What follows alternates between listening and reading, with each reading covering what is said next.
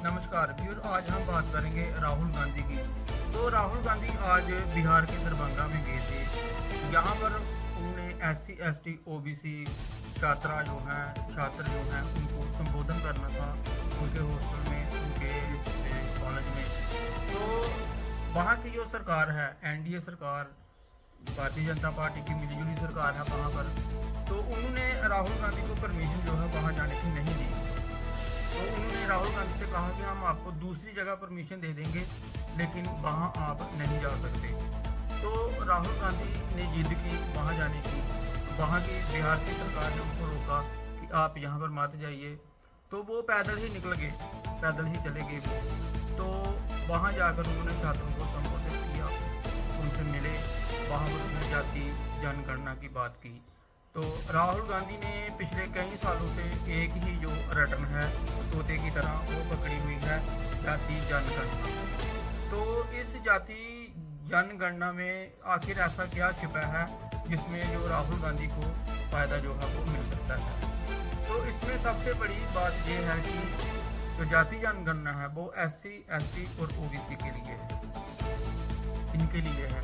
और जो 50% रिजर्वेशन की बात उन्होंने कही कि वो जो दीवार है उसको भी तोड़ना है। तो ये करेंगे कुछ नहीं, ये सिर्फ एक पब्लिसिटी स्टंट है या वोट लेने का तरीका है एक। और ये डिवाइड एंड रूल की पॉलिसी है जो अंग्रेजों ने अपनाई थी। इससे क्या होगा कि SC ST और OBC, ये जो 3 वर्ग हैं हिंदुस्तान में, इनकी पूरे भारत में जो 70% आबादी है, और इसके अलावा जो 20% मुस्लिम हैं वो भी राहुल गांधी के साथ हैं।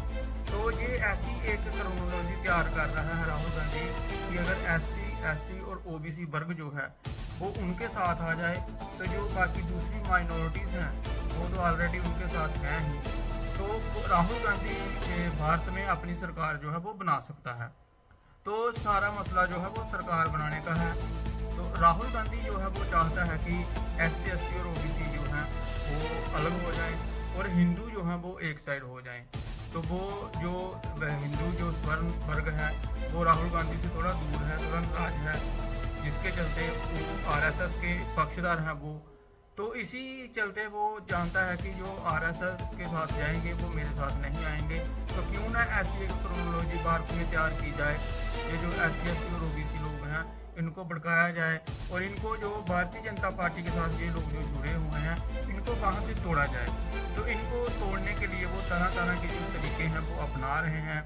तो ये जो सबसे बड़ा मुद्दा कई दिनों से, कई सालों से उन्होंने रखा हुआ है जाति जनगणना का, तो इसी को लेकर वो आगे बढ़ रहा है कि SC ST OBC और माइनॉरिटी, वो चाहता है कि ये जो पॉलिटिकल पार्टी है हमारी इसकी तरफ आ जाएं और हमें बेनिफिट हो और मैं जो है वो प्रधानमंत्री बन जाऊं।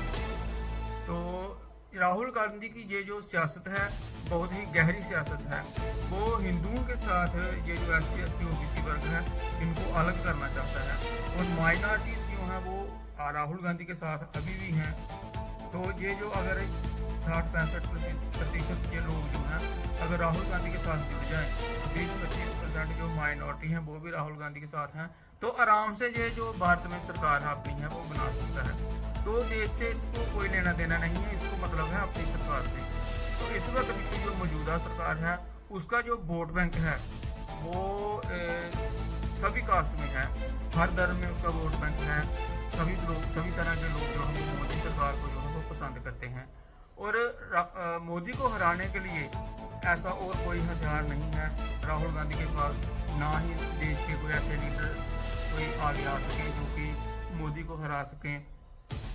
क्योंकि मोदी एक देश हित के बारे में बात कर रहा है, देश हित को चला रहा है, देश को आगे बढ़ा रहा है और देश को इकट्ठा कर रहा है।